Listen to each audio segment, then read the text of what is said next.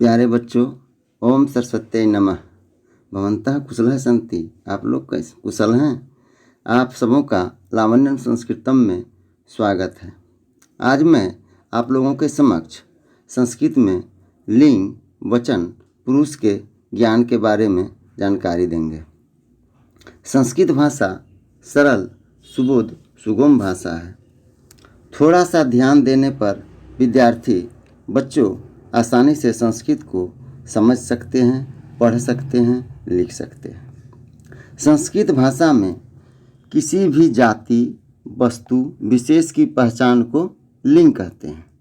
लिंग 3 प्रकार के होते हैं: पुल्लिंग, स्त्रीलिंग, नपुंसकलिंग। पुल्लिंग क्या है? जिससे पुरुष जाति का बोध हो, उसे पुल्लिंग कहते हैं। यथा बालक, गज, अश्व। स्त्रीलिंग जिससे स्त्री जाति का बोध करावे, जो स्त्री होती है वह स्त्रीलिंग कहलाती है। यथा फॉर एग्जाम्पल बालिका, सिंही, जननी। नपुंसकलिंग निर्जीव पदार्थ नपुंसकलिंग कहलाता है।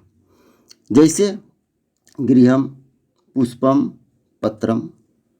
ठीक उसी प्रकार अब संस्कृत में वचन के बारे में जानकारी आपको देंगे। संस्कृत में वचन संख्यानाम बोधित्री इति वचनम। संख्या का बोध कराने वाले शब्दों को वचन कहते हैं। वचन संस्कृत में 3 प्रकार के होते हैं: एक वचनम, द्विवचनम, बहुवचनम। एक वचनम एक संख्या को दर्शाता है, अर्थात एक संख्या का बोध कराने वाले को एक वचन कहते हैं। फॉर एग्जाम्पल यथा बालः। द्विवचन जिससे 2 संख्या का बोध कराता है, 2 संख्या का बोध कराने वाले को द्विवचन कहते हैं, जैसे बालः। बहुवचन जिससे 2 या 2 से अधिक संख्या का बोध, 2 नहीं 2 से अधिक संख्या का बोध कराने वाले वचन को बहुवचन कहते हैं, जैसे बाला, बालका इत्यादि। विद्यार्थी जी जब वचन बताते हैं तो वचन पर इस सारणी को गौरपूर्वक आप ध्यान देकर समझेंगे और देखेंगे, इसका प्रयास करेंगे लिखने का। एक वचन, द्विवचन, बहुवचन।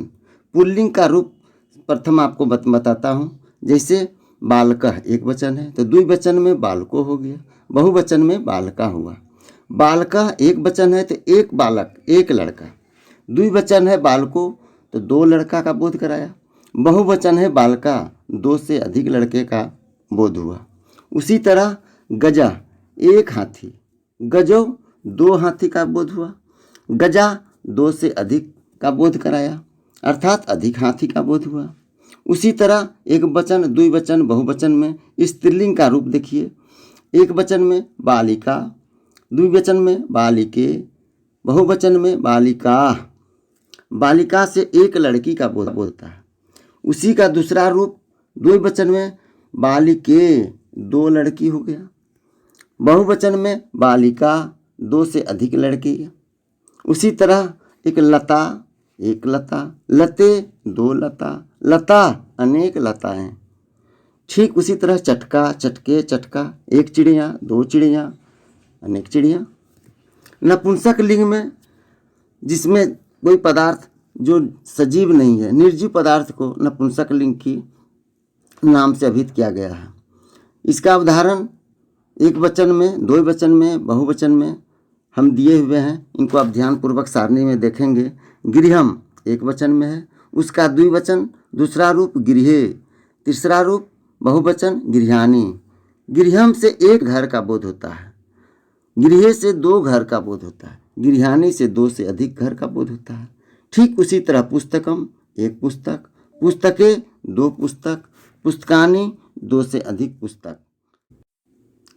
पुरुष 3 प्रकार के होते हैं: प्रथम पुरुष, मध्यम पुरुष, उत्तम पुरुष।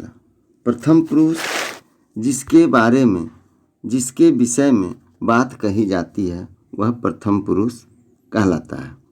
प्रथम पुरुष का उदाहरण सह, तौ, ते। सह का मतलब होता है वह, तौ वे दोनों, अते वे लोग। मध्यम पुरुष ये श्रोता होता है, सुनने वाले हैं। जिससे बात कही जाती है वह मध्यम पुरुष होता है। मध्यम पुरुष का उदाहरण त्वम, युवाम, यूयम। त्वम तुम, युवाम तुम दोनों, यूयम तुम लोग।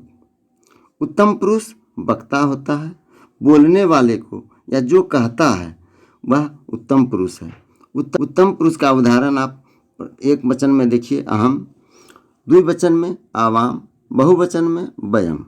अहम मैं, आवाम हम दोनों, वयम हम लोग।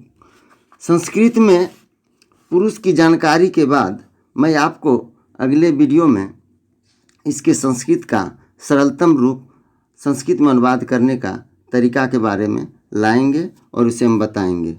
यदि आपको समझने में कोई भी समस्या हो या प्रॉब्लम हो, कमेंट सेक्शन में कमेंट करके हमें बताएंगे।